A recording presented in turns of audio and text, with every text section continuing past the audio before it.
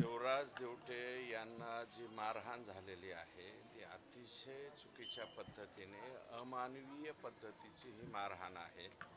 आणि आता मी त्याच्या वडिलांशी बोललो, कुटुंबियांशी बोललो, त्यांचं म्हणणं असं आहे की हे जे छोट्या ह्या लोकांची गँग आहे, ह्या पोरांच्या गँगमध्ये मोठ्या प्रमाणावरती ड्रग्स, अफू अशा प्रकारची नशा करणाऱ्यांची संख्या ही मोठ्या प्रमाणात आहे। आणि परळीमध्ये हे सगळ्या गोष्टी अतिशय सुलभ पद्धतीने अवेलेबल होत असल्यामुळं हे अशा प्रकारच्या घटना घडत आहेत। जर त्या गावातलं जो विवाह होता आणि तिथले काही लोक धावून यांच्यापर्यंत जर जात नव्हते तर 100% यांनी शिवराजचा 100% खून केला असता।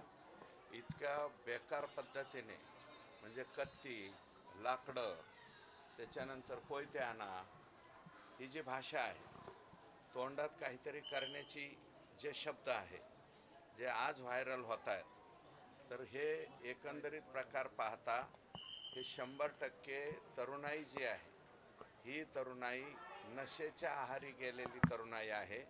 आणि याला सर्वस्वी तिथले जे पोलीस दल आहे ते 100% जबाबदार आहे। कारण तिथं सगळं काही अवेलेबल असल्यामुळं ही घटना त्या ठिकाणी घडलेली आहे।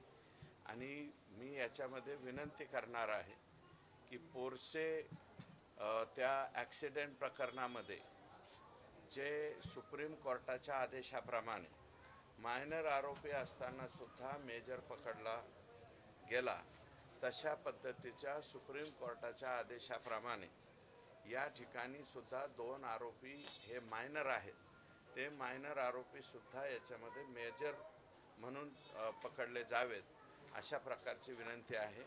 आणि या कुटुंबाला सर्वजण आधार देण्यात आलेलो आहोत। उद्याच्याला DPCची मीटिंग आहे आणि DPCची मीटिंग किंवा जिल्ह्याचा विकास हे सगळं थोडंसं बाजूला सरकून सगळ्यात अगोदर त्या ठिकाणी कायदा व सुव्यवस्थेच्या बाबतीमध्ये चर्चा व्हावी, अशा प्रकारची लोकप्रतिनिधी म्हणून मी मागणी करणार आहे। आमदार संतोष देशमुख हत्या प्रकरणानंतर जे आहे ते जिल्ह्यामध्ये बराचसा बदल झालेला पाहायला मिळतो। या ठिकाणी कलेक्टर असतील किंवा SP असतील किंवा मग पालकमंत्री असतील, हे बदललेले आहेत, तरीसुद्धा जिल्ह्यामध्ये जे प्रकरणं आहेत ते थांबण्याचं नाव घेत नाहीत। कसं बघता सगळ्या परिस्थितीने? माझं मत असं आहे की हे जे गुंडगिरी करणारे लोक आहेत हे सतत अगदी व्हिडिओ काढून व्हायरल करण्यापर्यंत यांची जी मजल जाते, मला असं वाटतं अशा प्रकारचे फक्त यांच्यावरती मोका लावून किंवा हे करून हे विषय संपणार नाही। कोणताही आरोपी असो, कोणताही गुंड असो, ज्यांच्यावरती 7 पेक्षा अधिकचे गुन्हे आहेत, असे सगळे बहुतांश आरोपी त्यांच्यावरचे खटले पाहून बहुतांशी बरेच लोक तडीपार केले पाहिजेत। काही लोकांच्या बाबतीमध्ये जे गंभीर गुन्हे आहेत त्यांना त्या ठिकाणी मोका लावला पाहिजे। अजूनही बऱ्याचशा प्रकरणामध्ये मोका लागण्याची आवश्यकता आहे, त्यांना मोके लावले पाहिजेत। आणि जे लोक गुंडागर्दी करतील, अमानवीय पद्धतीने मारहाण करतील, यांच्या जनतेच्या देखता पब्लिकली यांच्या धिंड काढल्या पाहिजेत पोलिसांनी। आणि म्हणजे इतर लोकांना सुद्धा वचक बसेल की अरे बापरे, हे कुणाला तरी मारलं। आता हे शिवराज देवटे जो आहे तो बळच वाचलेला पोरगा आहे, नाहीतर वाचला नसता। आणि तो अतिशय इनोसंट आहे, 12वीला शिकतोय, आत्याकडे शिकतोय। आणि 12वीला असणारा मुलगा इथं आला आहे आणि फक्त जलालपूरला सप्त्यामध्ये जेवायला गेला म्हणून तुम्ही जर अशा पद्धतीनं अमक्या भांडणात तू होता, त्याचा काही संबंध नाही, तो लातूरून कालच आला आणि त्याच्यावरती इतक्या जबर पद्धतीने मारहाण तुम्ही करताय म्हणजे आणि त्याच्यामुळं माझं मत असं आहे की बीड जिल्ह्यातले जे कोणी गुंडपुंड असतील, या गुंडपुंडांच्या धिंड काढल्या पाहिजेत, हा त्याला सर्वोत्तम पर्याय ठरेल। काही वेळापूर्वी मनोज जरांगे पाटील यांनी मीटिंग घेतलेली आहे आणि त्यांनी असं म्हटलेलं आहे की आता जे असे प्रवृत्तीचे लोक आहेत त्यांचा आता नायनाट करू, आता चुकीला माफी नाही। ठीक आहे, ते सुद्धा बोलणार ना, कोण नाही बोलणार. मनोज दादा इथं आले होते, मला वाटतं खासदार साहेब येऊन गेले, आता आडसकर साहेब सुद्धा इथं आलेले आहेत, अनेक लोकप्रतिनिधी येतील, परंतु याचा कायमचा बंदोबस्त होण्याची आवश्यकता आहे. कायद्याचा धाक वाटला पाहिजे. हे अशा पद्धतीने म्हणजे धाक राहिलेला नाही असं त्याचं चित्र होतंय, भीती राहिलेली नाही. 20-22 लोक एका मुलाला तोंडामध्ये रुमाल कोंबून त्या ठिकाणी त्याचं अपहरण करतात, वरती डोंगरावरती नेतात आणि अतिशय बेरहमीने त्या ठिकाणी मारहाण करतात.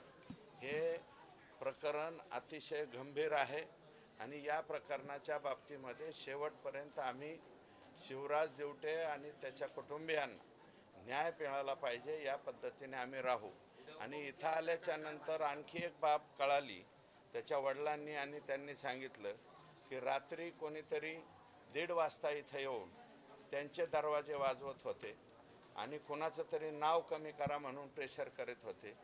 इतके जर पद्धत खाली गेली असेल तर मला वाटतं हे गंभीर आहे. नाही, आम्ही कायदा व सुव्यवस्थेचं, मी म्हणलं ना अगोदर, विकास नको, काही नको. काय करायचा विकास? माणसंच राहिली नाही तर विकासाचं काय करायचं? तर अगोदर विकास काही नाही. सगळ्यात अगोदर आम्ही जे आहे ते कायदा व सुव्यवस्थेच्या बाबतीमध्ये सर्व लोकप्रतिनिधी जिल्ह्यातले त्या ठिकाणी असतील, सर्व पक्षी असतील, सगळ्यांच्या देखता या बाबतीमध्ये शिवराज दिवटे यांच्या बाबतीमध्ये झालेल्या मारहाणीच्या बाबतीत या ठिकाणी चर्चा झाली पाहिजे. अंबाजोगाईमध्येच एका वकील महिला भगिनीला सुद्धा मला वाटतं इथं मारहाण झाली. याच अंबाजोगाईच्या दवाखान्याच्या एरियामध्ये मला वाटतं एक खून झाला, बाबासाहेब आगेचा खून झाला. त्याच्यानंतर एका धाब्यावरती किरकोळ भांडणावरून माजलगाव तालुक्यामध्ये आणखी एक मर्डर झाला. शिरसाळ्याला देशमुख नावाच्या एका व्यक्तीचा मर्डर झाला. म्हणजे खुनाची आणि ह्या अशा पद्धतीने बेरहमीनं मारणाऱ्यांची बिलकुल मानसिकता बदलायला तयार नाही. याच्या बाबतीमध्ये सगळ्यात अगोदर विचार व्हावा, अशा प्रकारची मागणी आम्ही उद्या करू.